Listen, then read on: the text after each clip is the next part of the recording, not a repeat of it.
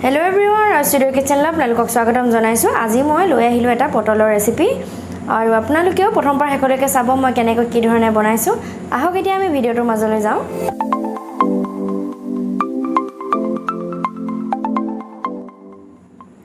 এতিয়া মই এই পটলৰ ৰেচিপিটোৰ বাবে লৈ লৈছো 5টা পটল এইটা আৰু এফালে লৈছো জিৰা চামুচ আৰু নহৰু চামুচ এপনে ৰেড চিলি লৈ লৈছো আৰু দৈ 3 চামুচ লৈছো আৰু এফালে লৈ লৈছো পিয়াজ 3টা পেষ্ট বনাই লৈছো ইয়া আৰু 3 চামুচ টমেটো সস এফালে 3 চামুচ হৰিয় পেষ্ট কৰি লৈছো। পটল কিটা ভালদৰে ধুই সুচি লৈ দুফালকৈ কাটি লম।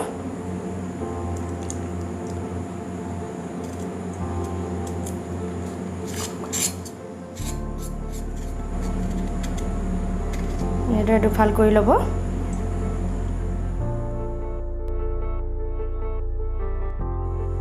এতিয়া মই ফালি লোৱা পটলখিনি নিমখ হালধি সানি লম।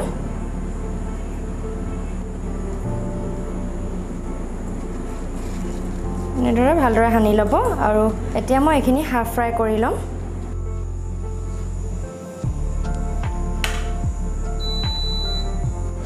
এতিয়া মই কেৰাহীখন পাতি ললো। কেৰাহীখন গৰম হৈছে এতিয়া দি দিছো তেল। তেল মই নিজৰ জোখমতে দি দিছো। তেল গৰম হল পটল কেটা দি দিছো।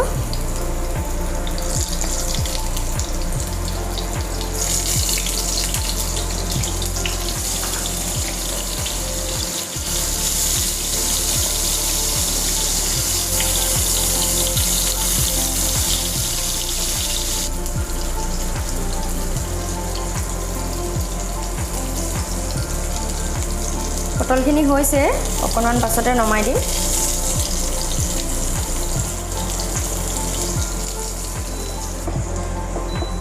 একেখিনি তেলতে মই জিৰা কেটা ফটাই লৈছো। এতিয়া দি দিম পিয়াজ।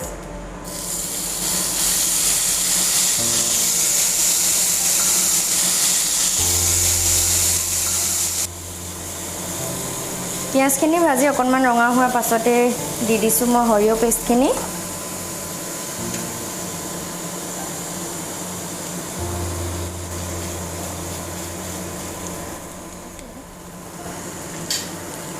এতিয়া দি দিছো মই ফেটি লোৱা দৈখিনি।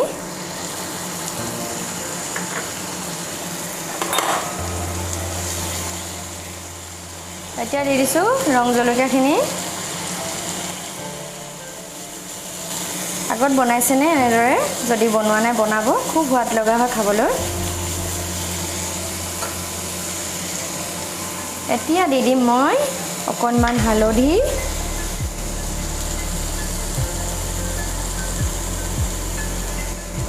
দি দিছো অকণমান নিমখ। এতিয়া দি দিছো নহৰুখিনি।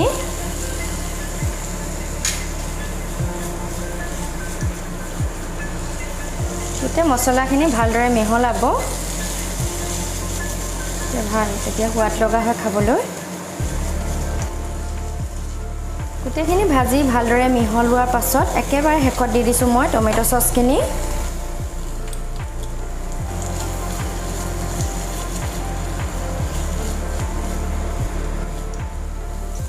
এতিয়া মই এই কাপটো জোখেৰে মই আধা কাপতকৈ অকণমান বেছি দিছো গৰম পানী।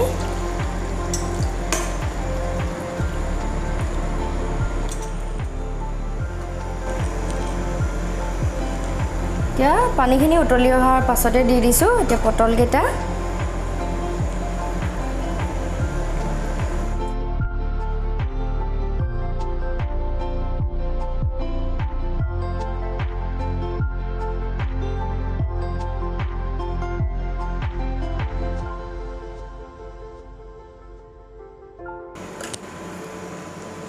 পটল কেটা দি দিয়াৰ পাছতে এতিয়া মই ঢাকনখন লগাই সিজিবলৈ দিম। এয়া দেখিছে গ্ৰেভিখিনি ডাঠ হৈ আহিলে আৰু অকণমান ডাঠ হোৱাৰ পাছতে মই নমাই থম।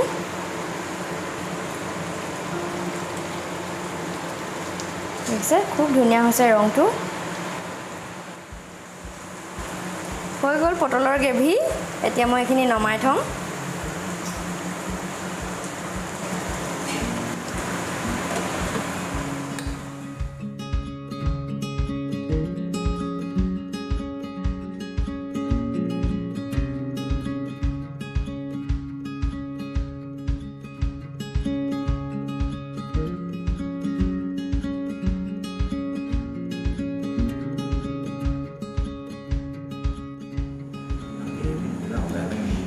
আপোনালোকৰ আগত পটলৰ গ্ৰেভি ৰেডি আগত যদি বনোৱা নাই আপোনালোকে বনাব আৰু কেনেকুৱা পালে জনাবলৈ নাপাহৰিব নতুনসকলে মোৰ চেনেলটো ছাবস্ক্ৰাইব কৰি দিব আজিলৈ আহোঁ ধন্যবাদ